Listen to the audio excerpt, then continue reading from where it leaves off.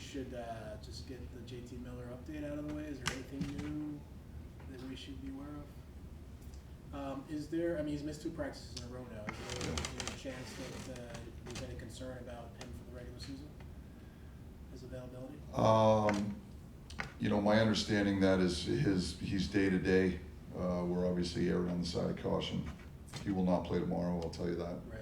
We'll make decisions from there, but I believe that, he's trending the right way, and we'll get him back on the ice in a timely manner. You do get a look at Panarin now. He's been out, practicing fully out of the red jersey for a number of days. How does he look to you so far, and is he going to play tomorrow? He looks good. He looks strong.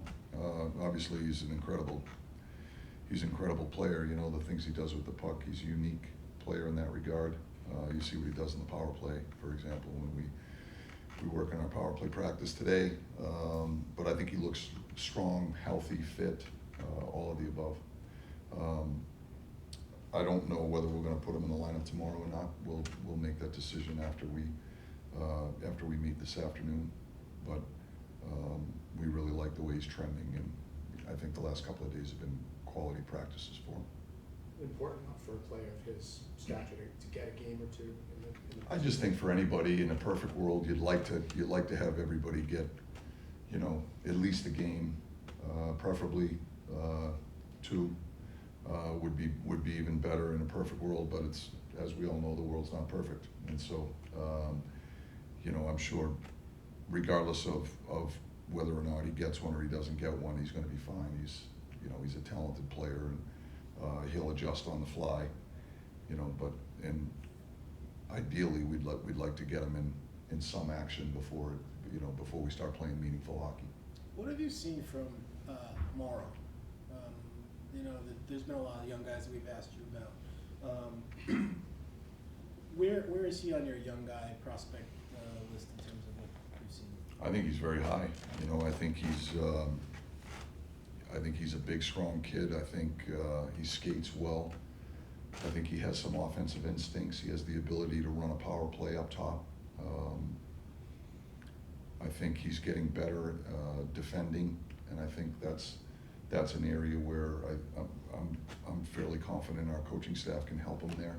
I know Coney's working with him a lot with just establishing gaps, vertical gaps, lateral gaps, when and how he comes off the offensive blue line to establish that initial gap, when to have one hand in your stick, when to have 2 hands in your stick, things of that nature.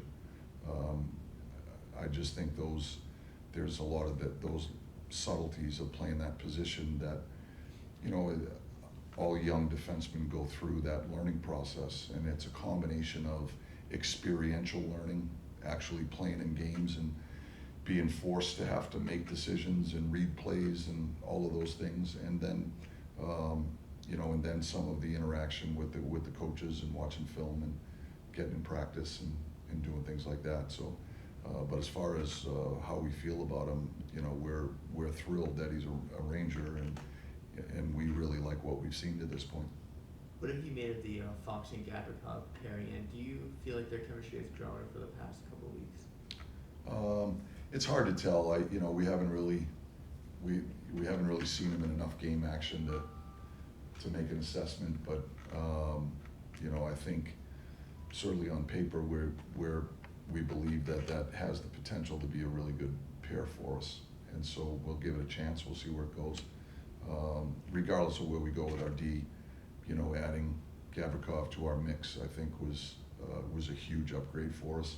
He's just he brings a certain level of predictability, reliability, trustability to his game.